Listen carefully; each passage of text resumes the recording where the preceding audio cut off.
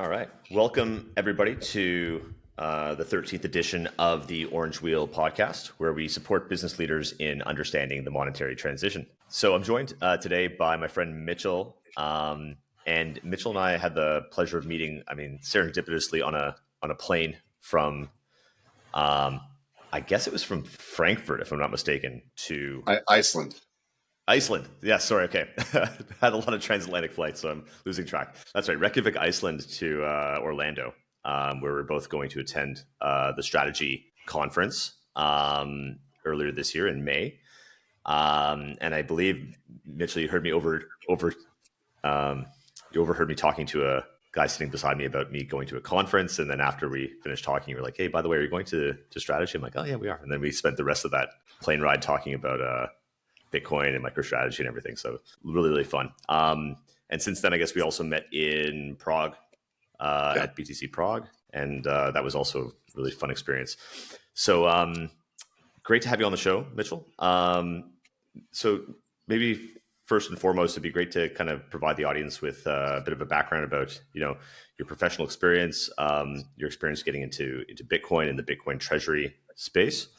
So go for it. Yeah, Ted, and thanks for having me on. It's a pleasure meeting you on that flight, and it's definitely very productive conferences at Strategy World and both BTC Prague. Depending where you're located, if it's easier to get to Strategy World next year, it's going to be out in Las Vegas, and then BTC Prague. I've been to most of the European-based conferences, and the one in Prague is really top notch. But yeah, as for myself, you can find me on X. I'm at Mitch_BTC21. I'm active. I'm there every day. My DMs are open. So if you have anything that you want to communicate to me, just shoot me a note, and I'd be happy to connect with you. As for myself getting into this, so I've 12 years experience in the corporate world. I started out my career in New York City at NASDAQ, and then after NASDAQ went to a smaller firm, but all centered around investor relations, dealing with public company CEOs, CFOs, heads of IR, both NASDAQ, New York Stock Exchange listed, in providing them all the suite of services that one would need to function as a public company in running an IR program. And I exited that in April of earlier this year, and I've really committed myself to the Bitcoin space, as that's kind of really where my main interests lie. It's funny, you go to these conferences, it's like in our own world, in the real world, we kind of live. It's being a Bitcoiner can be very intellectually isolating to a certain extent.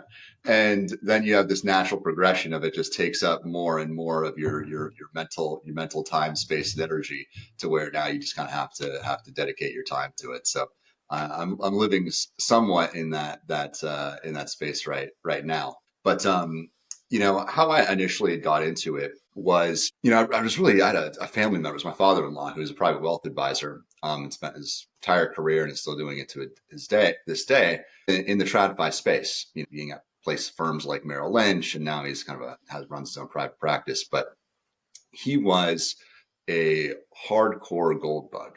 Every time they come up to New York and visit, or, we get together for whatever it might be, it was always, fiat is BS. All the type of stuff that we as Bitcoiners know, and then also that gold bugs know. And also, kind of some of the problems in the traditional wealth management space.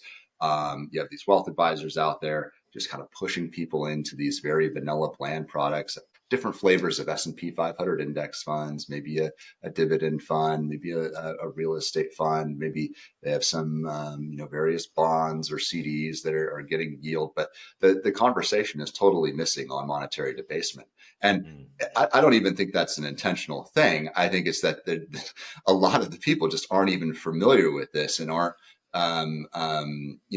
judging their investment performance across the correct unit of account when they're doing it in dollars, and they need to be either doing it in, even if gold was the next step up, that would be better than fiat. But then ultimately, as you and I know, Bitcoin is really the hurdle rate in which every dollar that you have in your portfolio needs to be measured against, whether it's performing properly or not, and make that allocation decision accordingly.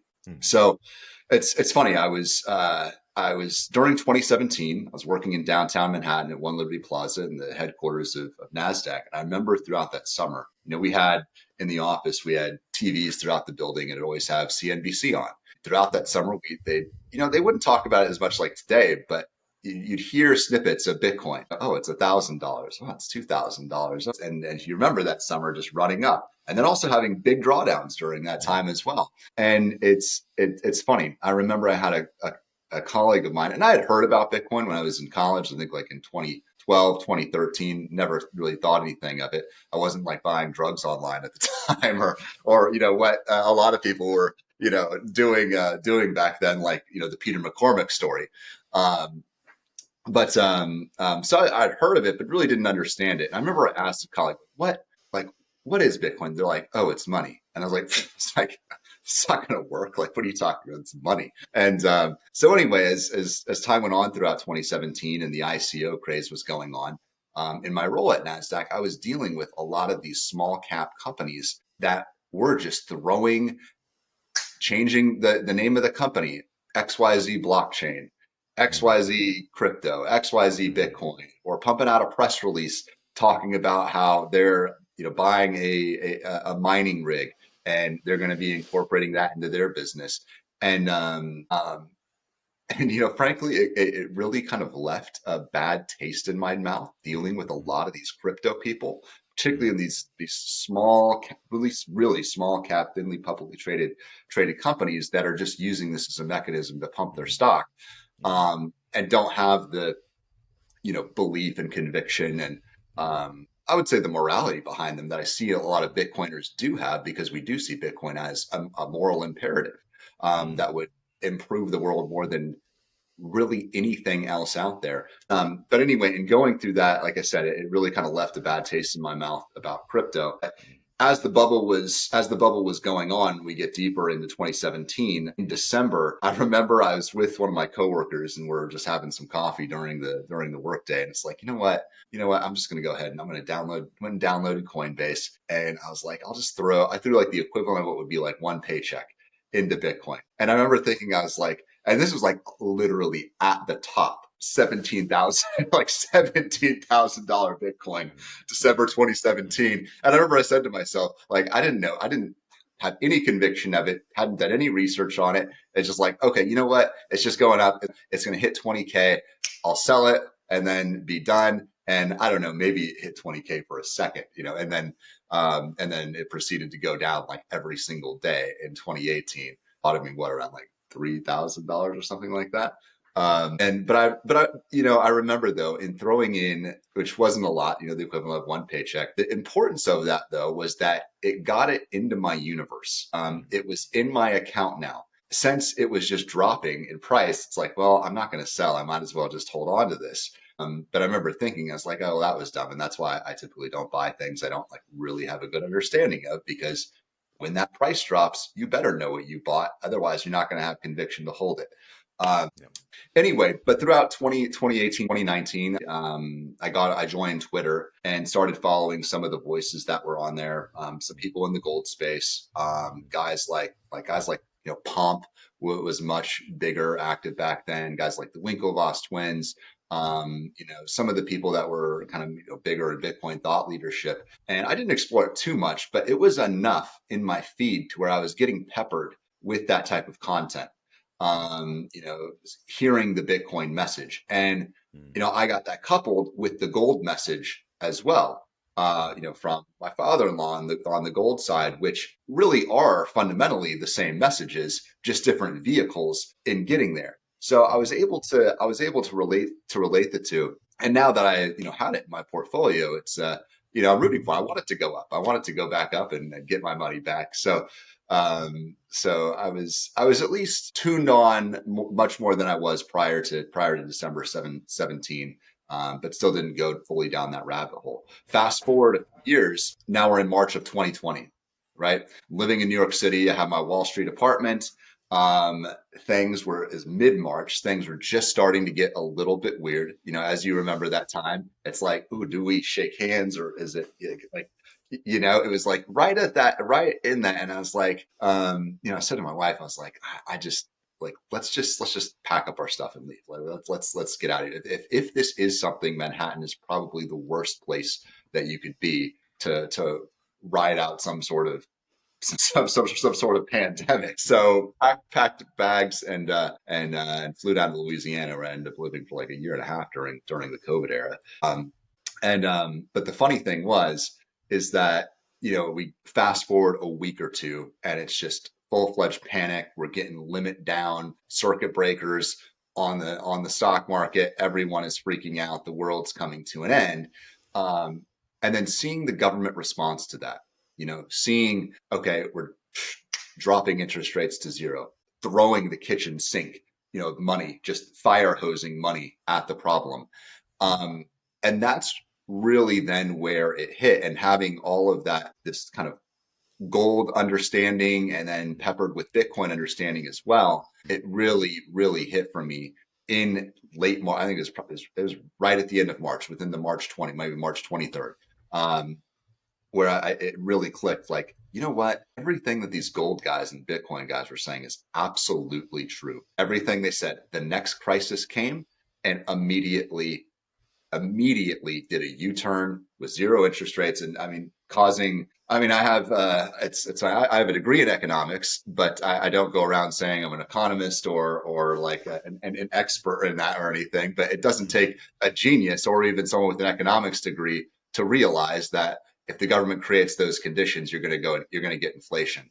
And in that environment, a sound money would be the best thing for one to protect themselves in that environment, a gold, a Bitcoin. So since late March 2020, I became convicted that the sound money trade was the trade to be in and the best way in which one could protect themselves given this environment. So from spring, really all the spring into summer of 2020, I was just deep down the sound money rabbit hole, both on the gold side and both on the Bitcoin side. And and it was really August of 2020 where it became solidified for me. So, I had told you previously in my experience during the 2017 run up in the ICO era, dealing with some of these CEOs, CFOs of smaller cap companies and pushing the blockchain narrative and crypto narrative, et cetera, that really just weren't morally, a lot of them at least, I don't think morally sound people.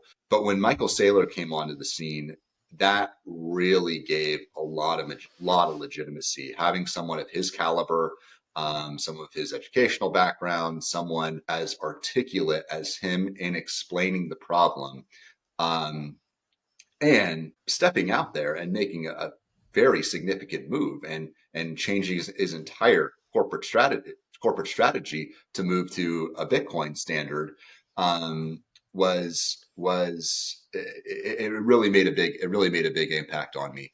And I remember I would just go on walks throughout the neighborhood, just hours and hours, and just blasting Michael Saylor through my headphones. And at this point now, I probably listened to thousands of hours of Saylor related content in addition to other Bitcoin related content. But yeah, so getting later into 2020 is when I really as well started to differentiate the sound money narrative, which people would put in gold, Bitcoin, to, okay, gold might be the first step for someone on this, but really the ultimate destination is Bitcoin because it improves upon all the inefficiencies of gold. And then really since that point is when I've developed, quite a bit of conviction for it. And yeah, I've been going down this path. And as I said earlier, I'd been, still working in the corporate world for several years following that point, but just more and more of my mental energy just gets pulled and pulled to the Bitcoin world. I've heard Robin Sayre said this, another European podcaster, is that like there's no one out there, there's no one out there that knows everything about Bitcoin. It's impossible. There's so many aspects to it, and it touches almost every facet of life because, like, as human beings, you could argue that money is the most important tool that we use. And it's so integral in every facet of life. And having a fiat based system that really distorts reality, um, it just, it alters the way in which we perceive the world and leads to just more negative consequences than anything else. So So anyway, I've been deep in the rabbit hole since, and now I'm really kind of just dedicating full time to the Bitcoin space, and here I am. Amazing. No, fantastic story, and thank you so much for taking us through that, Mitchell. Really cool. I mean, certainly what resonates with me, and I think with many others, when you kind of meet other Bitcoiners, that story of it consuming more and more of your mental space to the point where you feel like, if you're going to a fiat job where you can't really, change that company to become a Bitcoin company from the inside, you kind of feel obligated to have to kind of leave and do something dedicated in the Bitcoin space. So it's certainly the journey I've taken through the course of this year as well. So, and I must say, I mean, I think it's quite liberating and motivating as well to be able to kind of be in this space, certainly in an entrepreneurial fashion. Um, so a And couple of things I took. on Yeah, that point, before we hop to the next one, and it's the case probably with you, myself, and I mean, people that are tuning into this, like where in our circles we're probably the crazy Bitcoin guy or mm, something like that, or it's like, mm. because when you really start to understand this, you can't shut up about it. Like So true. So true. Comes back to yeah, what you say about isolating. It becomes isolating because everybody you talk to are just like shut up about the Bitcoin thing, you maniac, right? So it is yeah. kind of so finding that community, I think, is really cool. But I would say, I mean, I think I'm getting the adjective crazy is showing up less and less now these days. People are recognizing, still the Bitcoin guy in my community, but it's like maybe he's onto something, right? It's I think that I, sentiment I think shifting. I think you're correct about that. It's no longer the crazy person. It's just maybe the Not Bitcoin. no longer, but it's moving in that way. Fewer people, I think, see it as super crazy. And I think that's because it's hitting the mainstream media in a way that's not exclusively negative sentiment, right? I'm seeing more and more mainstream media legitimately debating and discussing Bitcoin and its potential um, implications, potential positive implications on society. So I feel like the Overton window is certainly shifting, which is great to see. I mean, it's the assets. It's so much more legitimized than where it even was just a year ago, 2 years ago. ETF adoption of talk of strategic Bitcoin reserve. You have the whole Trump family that's involved with it. It's night and day from what it previously was. I think of some of my, really several of my colleagues that I work with, even at my last job, I talk about Bitcoin and we talk about the moral imperative of it, Mm, and not being able to shut up. But just random people I meet like. Well, maybe not random people I meet, but like, I get Ubers to the airport all the time. And it's like, I might chat with the Uber driver about it because mm, like if you, we know this as you understand Bitcoin. I was on my X feed the other day. I saw Jack, I've seen this before, but Jack Mahler's say, mm, when you understand Bitcoin, like when you really start to understand it, it's not, and I'll quote Parker Lewis and give a shout out to him. Bitcoin is not a hedge. It's the solution. mm, Like mm, when you get it, it's not like, oh, maybe I'll make it 1% of my portfolio, or I need a 10% hedge for sound money. I'll slice a little bit off into Bitcoin. Like no, like that is not where that's not where this leads. It might start that way, yes. but if you actually spend the time studying it, there's just no way it can't just make up a larger and larger percentage of your portfolio until it's damn near the entire thing. Mm, Um, um, and I think that message is very important to get communicated to the normal person. I would try telling that to at least a few of my colleagues that I was closer with, like mm, are you saving in Bitcoin? Like if not, are you relying on index funds?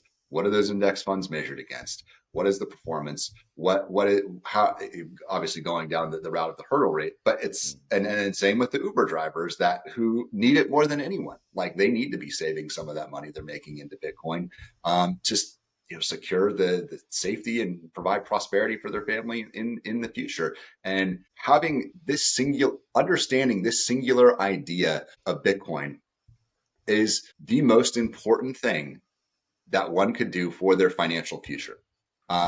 If you are going to take, I mean, how many hours does someone spend in their working life showing up for their job, clocking in to earn money in an appreciating currency? You spend 100 hours, 10 hours. It's just studying Bitcoin. If you can get this single concept, that'll be the most impactful thing that you could do for yourself, mm. your kids, your grandkids in providing a future for them. It's one of the reasons why, like also one of the reasons why I can't.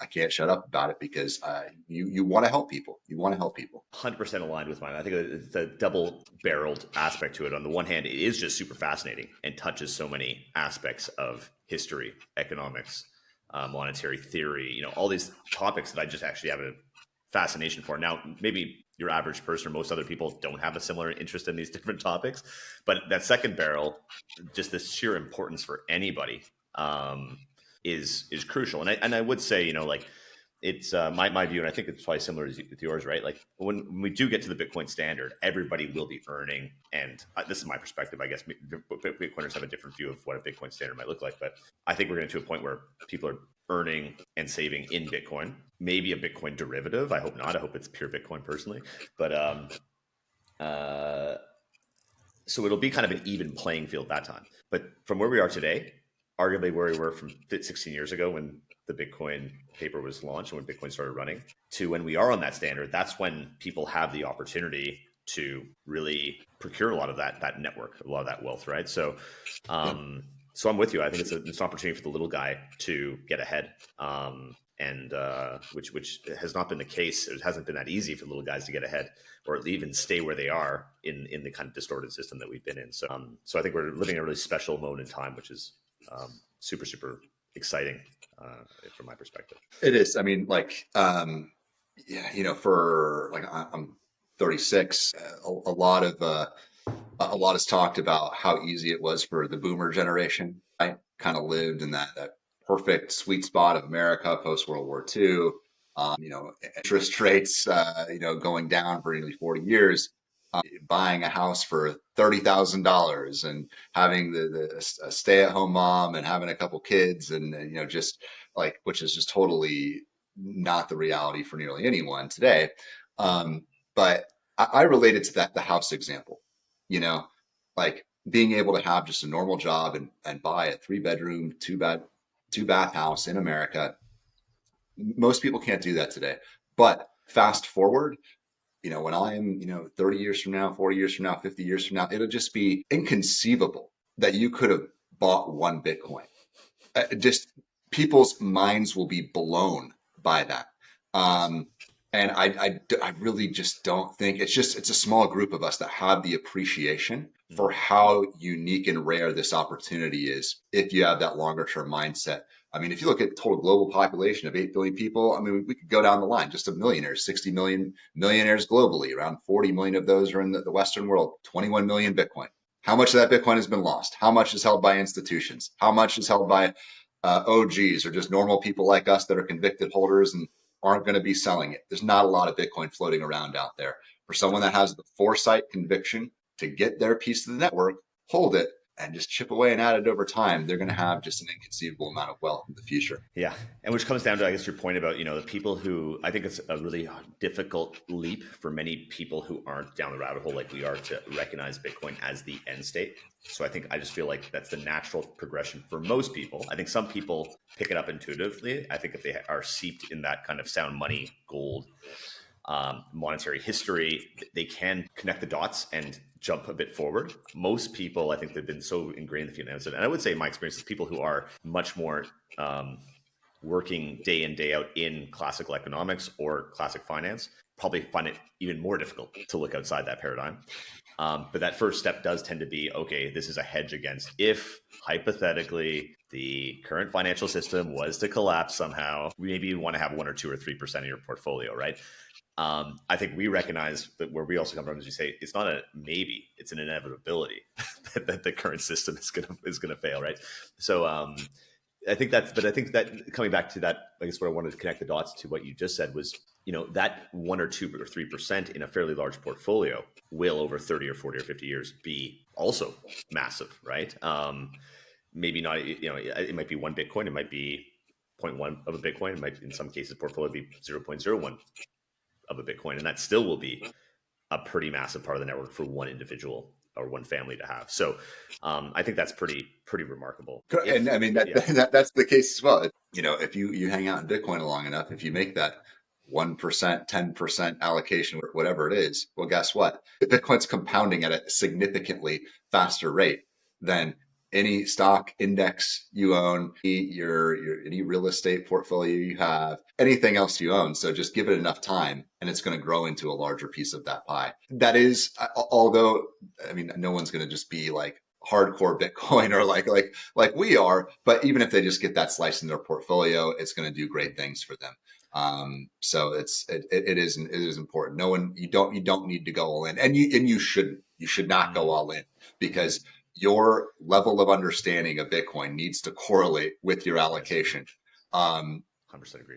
because we could hit a bear market, and it's going to be a lot more volatile than, your, if you have a portion of your portfolio in CDs or something that's just sitting there kicking you that 4 or 5% dividend, and then okay, Bitcoin drops 30% like it did in April of this year during the tariff scare. If you don't have conviction in it, you You get might make shaken a out. bad, Yeah, you're gonna 100%. get shaken out. You're gonna get shaken Yeah, out. totally agree with that. I think that those two have to be commensurate, right? Your conviction and understanding with your allocation, and then those two, I think, and also you brought up, once people actually have a bit of exposure, they have the toe in the water, they start wanting to understand it more. It's kind of, so I think that is that first step is really just getting off zero. And I keep interrupting you, Ted, but Go for it. It's I because I keep have a thinking long list of of questions I want to get through, but it's all right. It's all good. Keep going. other points to hit. But that, in at the beginning of 2024, that's what I thought was so significant about the ETFs being rolled out. IBIT, FBTC, all the products that you can now buy within a brokerage. I mean, go back to the bull market we had in 2021. When you had in 2020, Bitcoin cruising along at 10K. We get a little bit later in the year. Okay, it's creeping up. 20K breaks that 2017 all-time high. Then early 2021, we're at like 50, 60K Bitcoin, like that. And then, obviously NGU technology, number go up technology. That's what gets normal people, quote unquote, that aren't as interested in the space. Like, oh, wow, Bitcoin just went up a ton. Now I want to get involved, buy the top. The inevitably happens. I've been there. I did that in 2017, right? But even then, access to buy it, like, how are you buying it in 2021? Like, you had to download Mm, Coinbase or Gemini, or mm, like you had to buy actual spot Bitcoin, and then it's sitting on the exchange. And then, mm, oh, well, how do I go and self custody it? And it's this big process that, like, not a lot of people are going to want to do, that are casual observers of this and mm, don't understand the benefits of self custody, and adds all this extra layers of step. They don't want, a lot of people don't want to do that, particularly in the boomer class of people. They want to have their Charles Schwab account, their Fidelity account. They want to just click the buy button and have it show up in one spot and see it. But the significance of that is, much going back to my story, once it gets a part of someone's universe, now mm, they're looking at it. mm, Now, 12 months out, 5 years out, 10 years out, they're going to benchmark that performance of that Bitcoin ETF they bought against everything else they own. And as it continues to, over time, massively outperform everything else, they're going to have to look at their computer screen every day and say, why am I sitting in this REIT that kicks off 5% in ordinary income dividend and is really not going anywhere? Why am I in this fund? Why am I in this mutual fund that I've had since the late 1990s that really isn't doing a whole lot for me, when I could just sit in Bitcoin and massively outperform? Why is it massively outperforming? What is going on here that I'm not mm, maybe understanding? mm, mm. So having that ETF exposure is, give it time, but I think it's going to make a huge difference in terms of just general education adoption. Yeah, totally agree with you.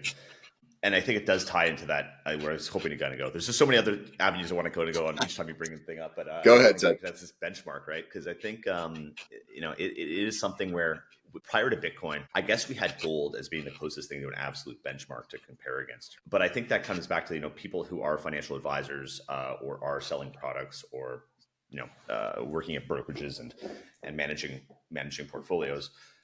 This kind of space, it's always kind of, as long as you're beating your competitors in a sense, right? There wasn't really appropriate benchmarks for returns, and so I think people don't appreciate that. The CPI inflation is also not a relevant benchmark for a variety of reasons, right? It's a politicized KPI. They're constantly changing it. It really is the rate of monetary inflation, if anything, is probably the benchmark you need to beat just to stay where you are.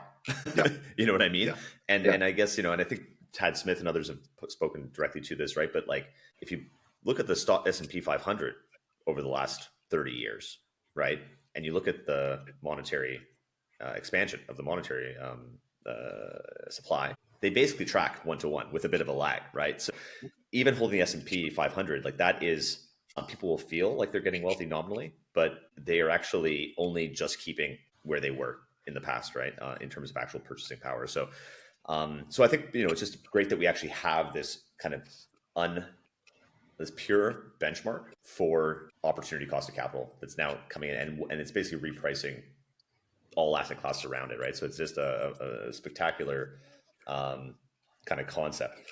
Um, I don't know if I had a question on that, but I guess like it is just kind of building on what you kind of initially said with the the industry and how they go about, and also retail investors and so forth, really not necessarily having a North Star by which to make their investment decisions and portfolio allocation decisions. Correct. They don't have a North Star. The North Star is just the S&P 500, which, as you just said, and yeah, go pull up Tad Smith videos, who's like the perfect person to describe this. If you're sitting in the S&P 500, you really are just treading water. You're just treading water, and not many people appreciate that or understand that. And then, I mean, kind of further out from that, like, where are you finding value in this market? It's funny, I'm in the United States here, and it's like I have CNBC on in the background during the trading day, and it's like it might as well be the Mag 7 network, because all I hear Nvidia, about Apple, it, Meta, over and over again. The same names keep on just popping up over and over and just over again. pounded. It's like, oh Recently, yeah, buy. Intel. They also mentioned Intel now, but for different reasons. Okay, yeah. But like, it's like, oh yeah, I'm really need to make a tough decision to buy Apple at 30 PE versus 28 PE. Like, and now especially like the run up in the Max 7, all multi-trillion-dollar companies, and going back to just owning a little bit of Bitcoin and what the significance of what that will mean. We have an asset that's $2 trillion. Jesse Myers, who just took that position, head of Bitcoin strategy at Smarter Web Company, and created that just fantastic chart of total global store of value that Saylor often references. And I don't have the numbers fresh off my head. He did an updated version for Yeah, it's 2025, now but I at now one think, quadrillion total, roughly. I think is now where they're at now. So I know that's the freshest update. yeah, yeah. But out of all those things, out of global money supply, out of the bond market, real estate, global equities, gold, arts, collectibles, etc., Bitcoin represents 0.2%. 0.2% of all store value in the world. It's massively underpriced relative to anything else that you could own. Therein lies the opportunity. Exactly, and it's funny because you'll still hear a lot of people. I don't hear it as much recently, but certainly like last year when I was trying to tell. I'm often trying to tell people to buy Bitcoin, right? I'm trying to. I've been working on the same friend group for a long time, right? Some of them are coming around, but what I often hear from people I spoke to is, "Oh, I'm too late," because I guess most people are in this perspective of seeing these cycles, right? Things go up and they mean Yeah, revert. It's like, oh, it's at the top now, so I missed it. Next time it goes down 60 or 70%, then I'll buy it. And of course, that never yeah, happens right anymore.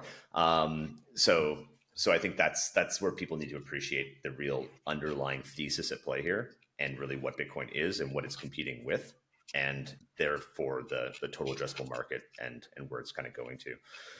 I wanted to kind of go over to something you also brought up in your introductory discussion here about 2017 wave, where for the first time other crypto assets really kind of came into the limelight.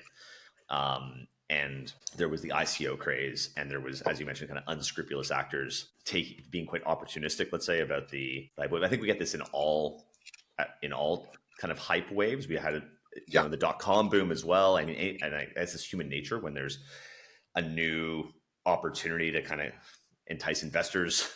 These people will come out of the woodwork and I think it's a mix of the spectrum of people from like on one end, absolutely just knowing that they're trying to scam people out of their money, to people who think they're actually building something that's useful, but just aren't, and the team falls apart and things just don't go as they kind of plan it to people who are really genuinely building great things and doing so in a productive and efficient manner.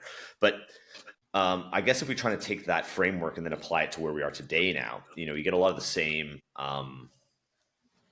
I don't know, flavors or a lot of similar aspects at play, I would feel, with the Bitcoin Treasury company play, where it is hard, in my mind, especially hard, difficult to dissect where that line is when you kind of have this kind of collision between, okay, it's a hype wave mania. We know people are going to come out of the woodwork and try to benefit in unscrupulous manners from this and take advantage of investors, but they're doing so by acquiring an asset which itself is, as we know, like a moral imperative, which is undefeatable effectively, and repricing the whole world around it. So do you kind of, what framework do you try to use to kind of understand if there is at all a line there between Bitcoin treasury companies that you feel are bad actors, if any, versus those that have lasting power, that really are investments that you think can even, I guess if we were to draw that spectrum, there's probably ones that will be around for a while, will benefit,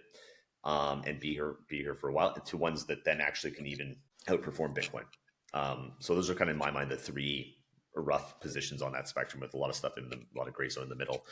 But yeah, how do you think about this, like where we are today in Bitcoin treasury companies and the ethics around them? Yeah, it's funny that in the ICO boom in that era, I mean, within a lot of these things being launched, there is no value. There is zero value. But in a Bitcoin treasury company, they're acquiring this the scarcest, was finite asset, that the hardest form of money that mankind has ever come in contact with, right? And we all know, if you just hold on to the Bitcoin for long enough, that's going to accrue value. So it is different in that regard. Like you said, I mean, I'll bring it up, as we were hanging out in Prague, with Anders, and it's funny. I mean, I'm a Metaplanet shareholder myself. If you go to my X, you'll see I talk about Metaplanet quite a bit. But and just how quickly things have changed in the space, where he made that statement saying that if you were a Metaplanet investor prior to May of 2025, you're an OG. Which, it's so funny. We sit here on September 1st, just a couple months later, and even like the cycle within the cycle that we've experienced with the Bitcoin treasury companies. And I think in the Prague conference, we may have been at the peak. Peak, At pretty much, yeah. that was the peak. That was the top. Um, in every company, doing it, put out a press release, an announcement, fire Bitcoin, just shot right up, and the air has been getting let out of that. And now we've been seeing, how companies are responding to that, and it's not on easy mode anymore. It's not on easy mode anymore. You need to be bringing something to the table. What is making you stand out? How are you going to attract a strong retail shareholder base, which it lives on X. And this is something that's just totally different from the traditional IR landscape, where you're even just in how you're communicating with investors. Like, is your CEO, CFO, do you have someone who's running your Bitcoin treasury strategy that's known within the community, that's a Bitcoiner? If not, I think people will question it a bit. And I think it's what makes the companies like the Meta Planets, with a Dylan LeClaire running the strategy, so credible, which makes the smarter web companies of the world, with Jesse Myers running the strategy, so credible. Even going further down the food chain, like an H100 and Brian Brookshire, being named head of treasury strategy, very legitimate within the eyes of people that are really on the ball in regards to these things. And then the way in which you're going about communicating with either your existing shareholder base or potential retail shareholders that you would want to attract. I've been seeing this with, like, Andrew Webley, the CEO of Smarter Web, does a fantastic job of this. And Brian at H100 has just adopted this. He only accepted the role a couple of weeks ago. But at the end of every week, gives a summary, exactly what they did every single day during the week to drive that strategy forward. It's very transparent. It's not opaque. I guess kind of in line with Bitcoin. Um, verify, don't trust. Well, that's almost even a different route with the Treasury story versus the self-custody Bitcoin people, which we could get But there's some into. similarities there, right? I think if you're a Bitcoiner, you expect there to be, if you can go to the blockchain and look at everything, why can't you do that to a company you're going to invest in? Why can't we have it to the same standard? So I think that creates that ambition to promote more transparency, to appeal to that investor class. I totally see the analog there. It is. And are you actually a Bitcoiner? Do you really get it? And if you are, then you need to communicate to the market, and that needs to be very evident. That needs to be someone like me could go and listen to, a 30-minute hour podcast that you're doing and be able to suss that out very quickly. Are you engaging with people like Zinx or Ragnar or any of these top X accounts that are covering all the Bitcoin treasury companies? Are you running maybe a weekly spaces where you're opening it up to any potential retail investor that can go on and ask the CEO a question directly? Because what I'm seeing in the space from the tier one companies that are doing this, that's the standard that they're setting. And if you're much lower on that food chain and you're not doing those, I don't know how you're going to attract the right type of investors or build the right type of community on X to get that attention on your company, to demand a premium to your NAV. Because I mean, without that, that really limits the flywheel.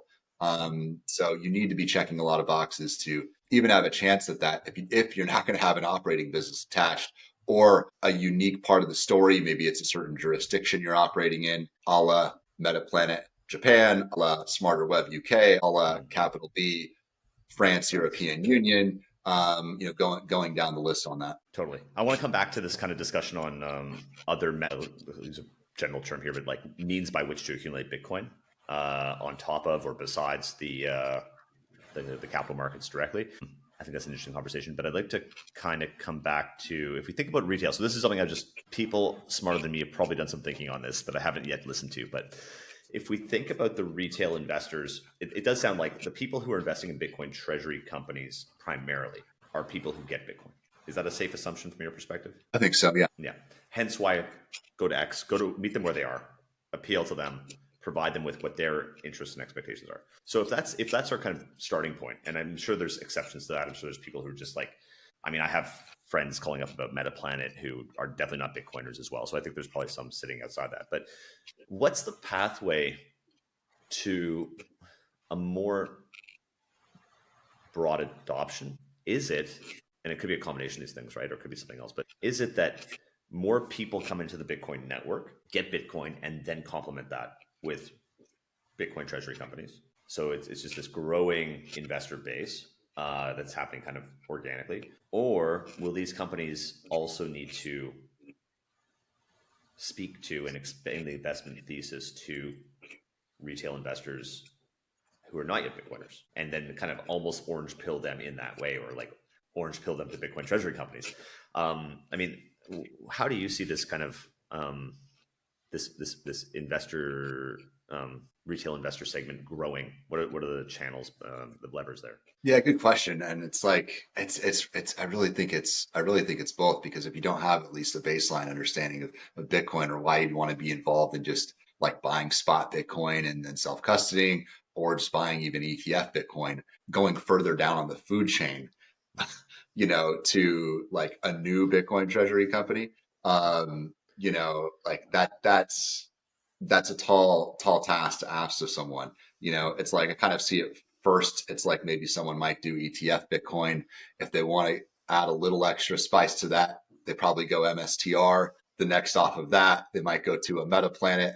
And then after that, you have a sea of companies that are going to be trying to compete for that attention. I think someone like ASSTs, like Strive, I think they have an interesting value proposition where Matt Cole clearly outlines the thesis of Bitcoin as the hurdle rate, and then them having a Bitcoin treasury, and then from there doing deals that they find accretive in Bitcoin terms, or is gonna surpass that Bitcoin hurdle rate, and outlining how they will provide that outperformance. I think the days of just throwing up a company and saying we're just going to hit the ATM and acquire, I think those days are done. I think the top was set in June. There needs to be another means to it, whether that's something interesting like they have an operating and that's ultimately what I would like to see. It's funny, back in 2020 when Saylor started announcing his strategy of acquiring Bitcoin, and then had just great success in 2021 from the stock. It's like, wow, look what he did in terms of his stock going from the 2020 share price of MSTR to 2021. How do other companies not see this and say this might be something worth considering? And I thought there were going to be a lot more companies coming in. You know, Saylor literally wrote the playbook and said, "Call me directly, and I will tell you how to do this." And no one called him, or Yeah, no one, no like major big public, company.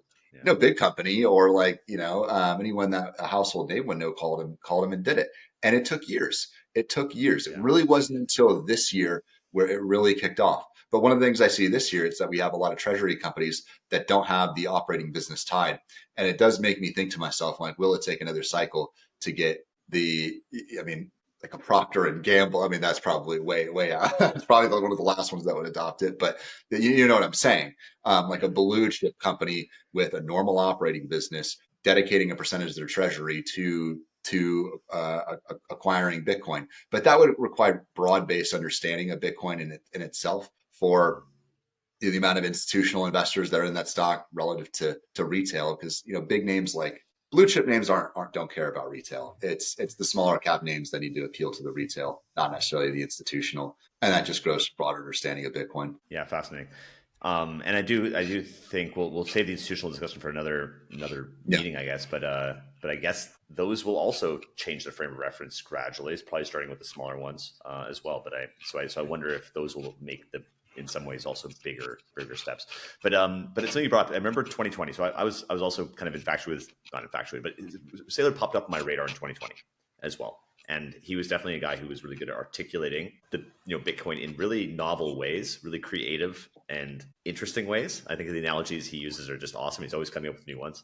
Um, at that time, I think I underestimated it, and I think they've also evolved their strategy because I saw them as a playing the arbitrage in the fact there was no ETF, so they could become an ETF proxy that companies could get exposure to Bitcoin from, and I kind of only saw them as that for a period of time. I thought Saylor was an amazing evangelist for Bitcoin, and then MicroStrategy was a Bitcoin ETF until the ETFs come along. And then I do wonder if was it the fact that the ETFs hit in 24 that then forced them to redesign their strategy and begin thinking about more creative ways to tap the capital markets, or was it kind of a plan all along? I don't know. But certainly, definitely, the 2024 was the point of time where it changed. Because I remember I was listening to the live stream of his first Bitcoin for corporations type thing that he put on. Right, they released this playbook. I think it was the summer of 20, might have been the summer of 20, spring of 21, but it was in that kind of range.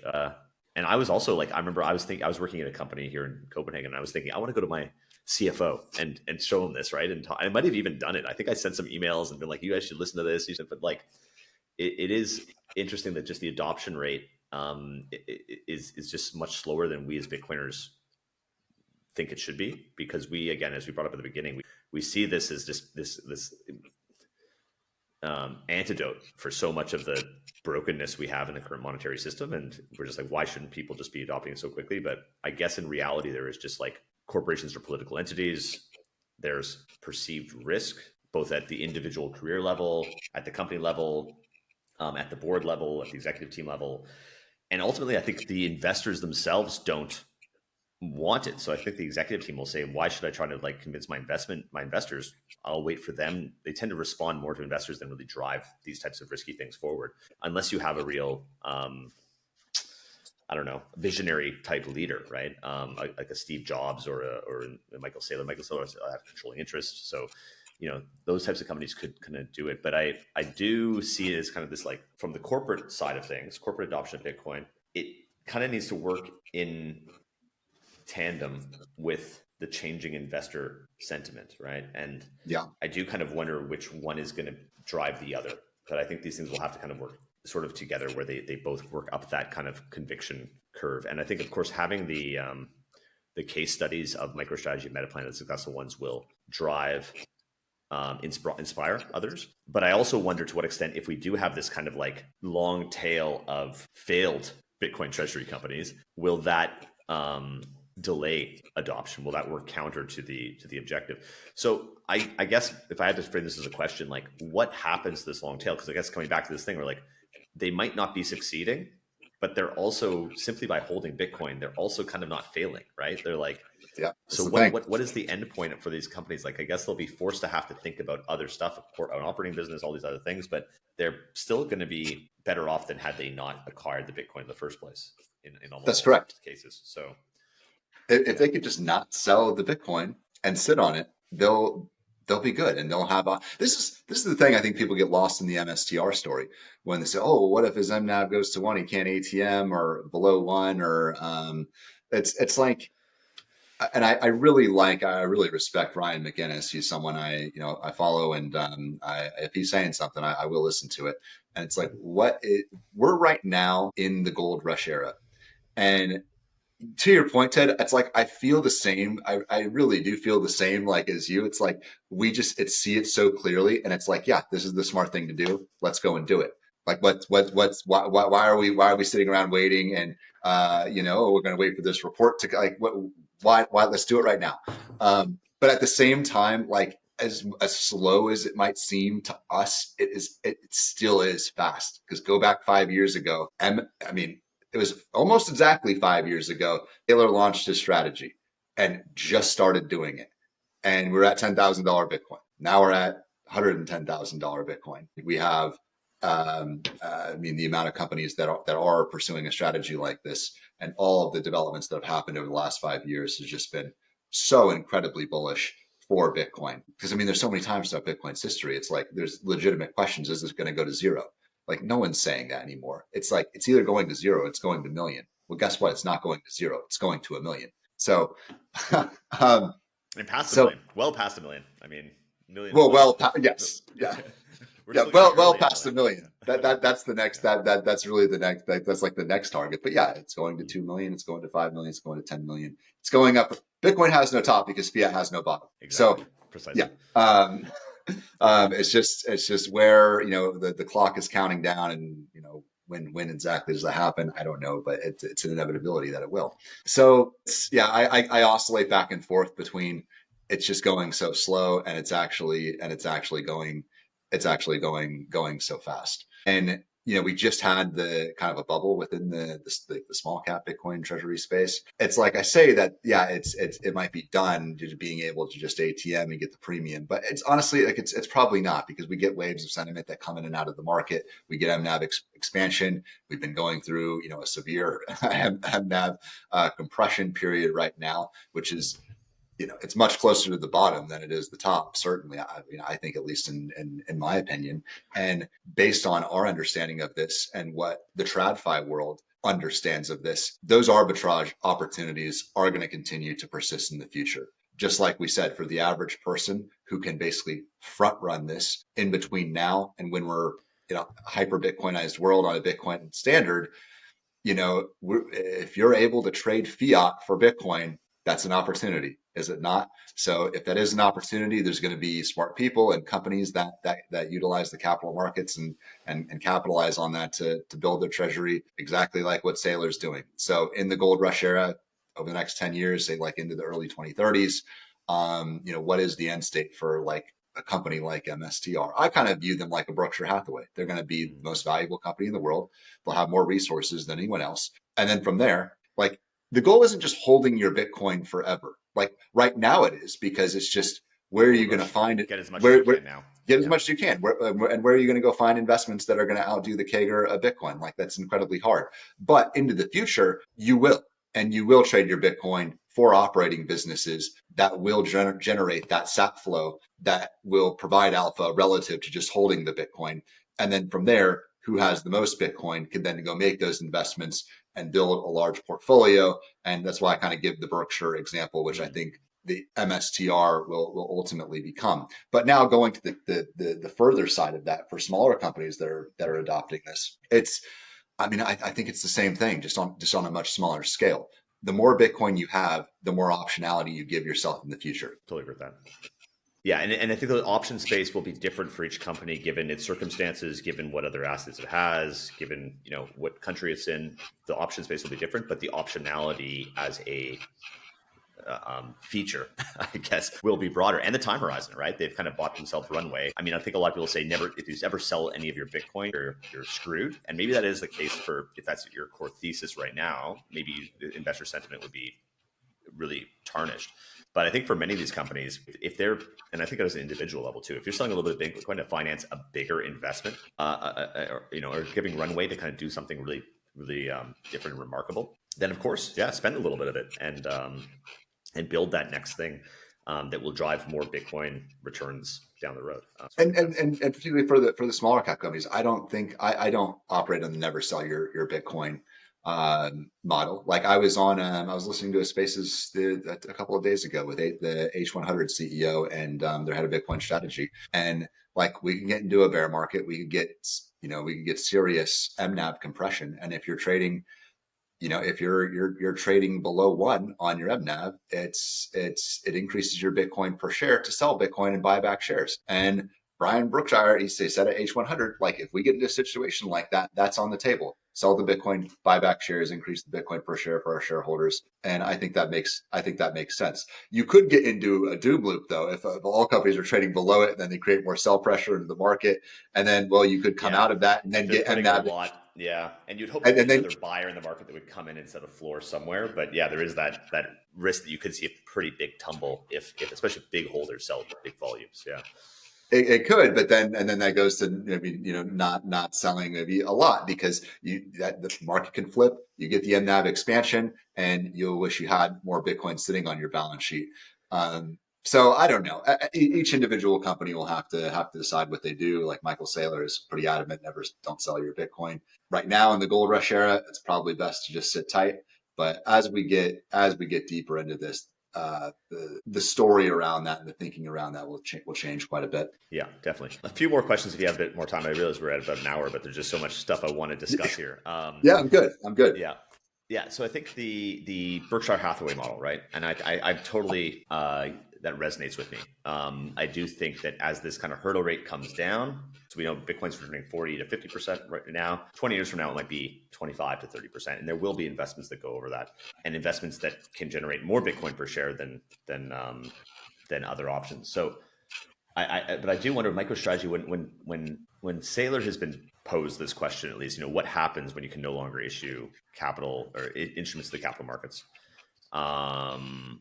How will you generate Bitcoin yield? And he's been kind of coy, and he's also kind of said, the window will never be closed, because I think that's also another fundamental question or dilemma among some schism within the Bitcoin community about whether Bitcoin will become a medium of exchange or whether fiat will hold that mantle through stablecoins and other things.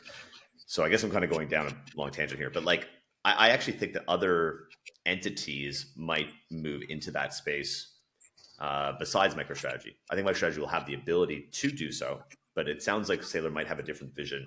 I've heard the term like Bitcoin Bank, so actually using Bitcoin as collateral for more financial services, almost, right?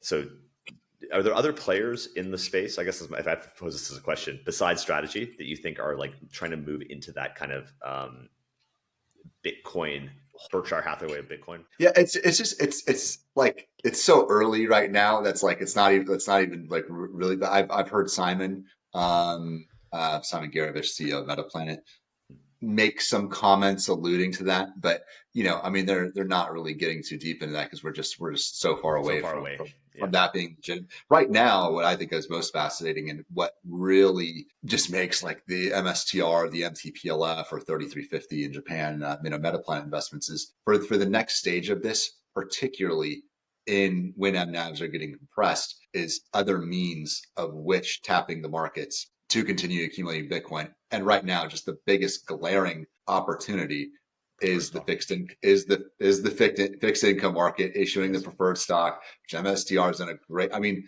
I was looking like STRK. I think is the single best fixed income product in the entire market to be able to get right now trading below its liquidation preference of $100, like $95 a share right now, yielding an 8.5% qualified dividend with a 10-to-1 conversion to MSTR. Say like a retired person put $1 billion in that, get 85 grand a year in qualified dividends, and have the principle of capital appreciation, have it being tied to MSTR, which is ultimately tied to Bitcoin. Like that demolishes any other any other Yeah. fixed income investment you can And make. especially Not if, only if we're expecting rates to get cut here in the US, right? I mean, it gets even more attractive. It's like it competes the alternatives by an even broader margin, right? So I'm with you, man. And I think that's why this window will stay open for a long time. I think why is the adoption not happening as fast as it could be? Because we also have these boomers who are in retirement age that are kind of, I don't know if there's a good word, but they feel more comfortable with a cash flow stream than with price appreciation in the capital markets. There could also be taxation effects that make it more preferential to collect dividends than capital gains and so forth. So I think we have a pretty large amount of pools of capital that will be very hungry, especially in places like Japan and Europe here, very most hungry for Japan some sort of most attractive yield. Japan most yield starved country in the planet Earth. It's and that's really what makes the Metaplanet story so unique. And they're just on the precipice of getting ready to launch the preferred stocks. And I think that's kind of the next stage in the Bitcoin Treasury evolution, where are you able to offer preferreds? But you can't do that at the tail end. Like you have to have a good amount of Bitcoin on your balance sheet, and then there becomes the regional player aspect, where like strategy, their preferreds are not going to be as attractive for someone living internationally, like in the UK, because they're going to have the withholding tax associated with that, where they won't have that with a regional player. Like if Smarter Web is able to scale up large enough and then launch their own preferreds in their own jurisdiction, where you don't have those different taxation considerations for someone to have to factor in. So that's why I do think there will be regional players amongst the regions. You could find different players offering different types of preferreds at different yields, maybe based on credit worthiness or whatever it might be.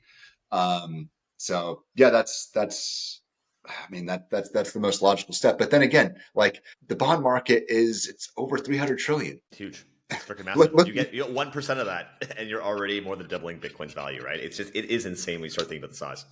and Yeah. it's so small. Because and the thing is, like, you got to be pretty deep down the Bitcoin rat. Most people don't even get Bitcoin. All right, the derivative from that, most people aren't going to get MSTR. Then go further than that, are they going to get the STR, Stocks. the Yeah. preferred products? Like, and it take a lot of even Bitcoiners don't even get this. But Like, I think because I think the interesting thing is the preferred products. The people who are buying that don't necessarily need to understand how the proceeds are being used, right? They maybe they should actually. They probably should. At least somebody should know what the hell how they're generating this yield, right? But I think a lot of people buying it are just like, listen, this is beating my corporate bond exposure or my money market funds in the case of Stretch, and are probably just getting some that way just based on the kind of yield. But you're right, they start getting fairly complex, and I think we're at the tip of the iceberg when it comes to like the innovation that we can see in this space and what can be designed in terms of the contracts.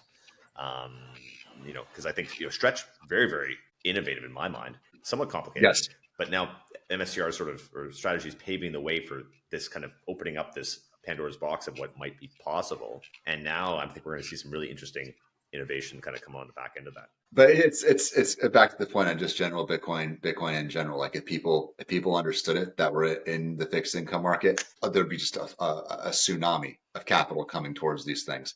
But like again, it's moving so fast, yet it's also moving so slow. It's this weird dichotomy. It's a Yeah, paradox. Okay, two more questions, if I may, and then I'll let you go. yeah.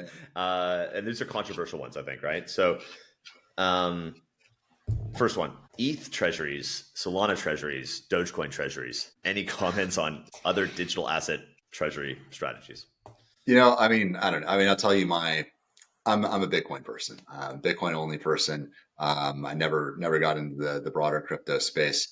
I see Bitcoin as the innovation. Bitcoin. I mean, if Bitcoin is what we think it is, and it is as the next world reserve currency, that makes it arguably the single most important idea that's happening in the world right now. You can't say that for Solana. You certainly can't say that for Doge or any of the other things. That's really not where I spend any of my mental energy. I'm really just consumed with Bitcoin. Actually, I shouldn't say that. I have owned crypto before. It was in Thanksgiving. It was in November of 2020, and things were just starting to rip. I bought. It was like it was an immaterial amount. I think I bought $1,000 of ETH and $1,000 of Chainlink. And then 24 hours later, I literally sold it. And I was like, why am I messing with this? I'm just going to stick with Bitcoin. Like that was dumb. It's great that you got to skip that. I got sucked into it a little bit mainly in 2020, 2021 is when I kind of, and I also was working at a crypto brokerage. So I was exposed to these people all the time talking about all the newest, hottest blockchains and everything. So I was buying a bunch of shit that I didn't know. But Bitcoin was always the largest lion's share of my portfolio in any cases, because it was more like it's more pure speculation and effectively tantamount to gambling. But, Yes. Yeah. I so I will think say we're on that aligned. though, I will say I do like Tom Lee. He comes on, he gets me super bowled up. Um, but I don't really have any But comment that's further my than that. dilemma too. If there was, is the fact that Tom Lee is the chairman of BitMine and that he's so big on the the Ethereum Treasury strategy, that I just feel like now that's created some question mark in my head. Now I'm like, okay, is there something I'm actually missing here? But I will see how it plays out. I'm not willing to invest my money into anything that's not built on Bitcoin. Same. So then the second controversial question, where maybe you have some more thoughts. So we've seen the Trump administration, it's quite clear they're moving to more like economic nationalism. We're entering a new geopolitical order, new trade order. And as part of that, there's also, quasi-nationalization of hitherto private entities. Right? And you can kind of, Intel is probably the one that's most, it's in the limelight right now, but the Trump administration is talking about how they want to do more of these things.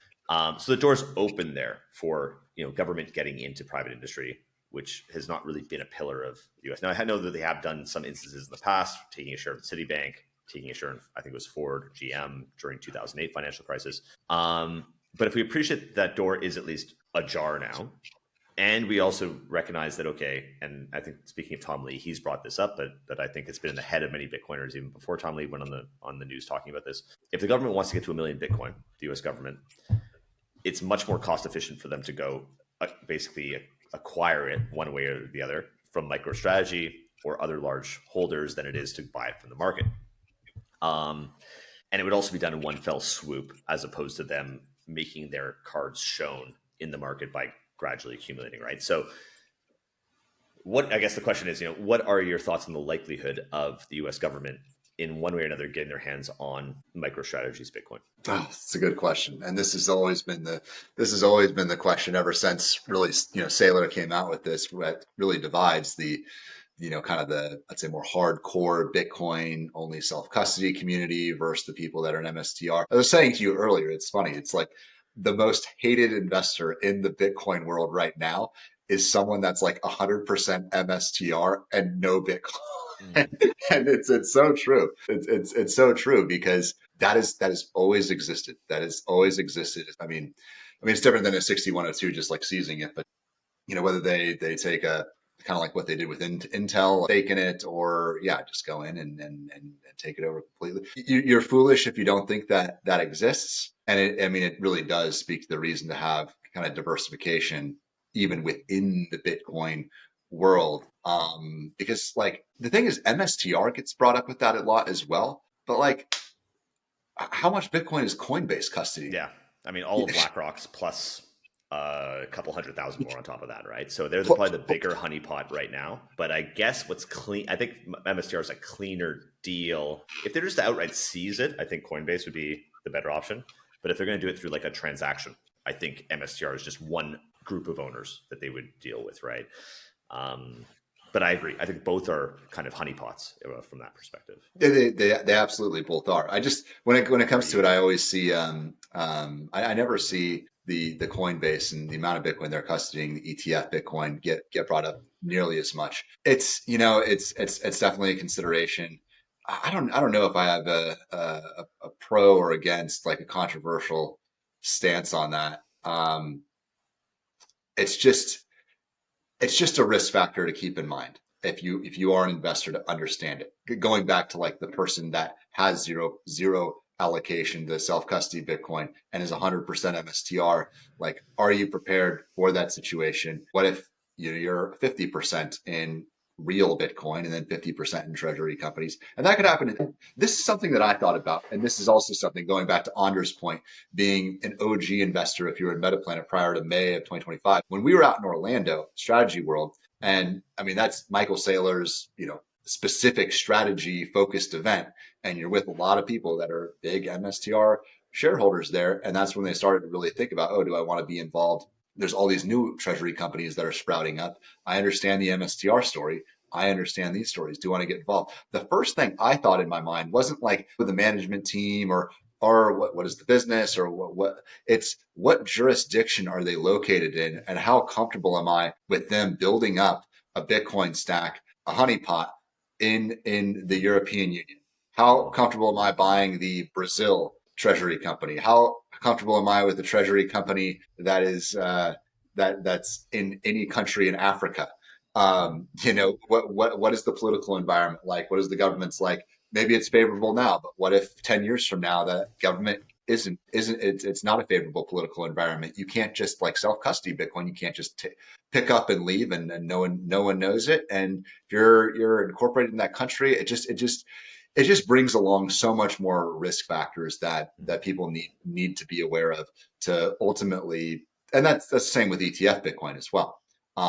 Taxation can change around that, where you might have it locked up in a brokerage account. You can't just it's uh, these are considerations investors have to make.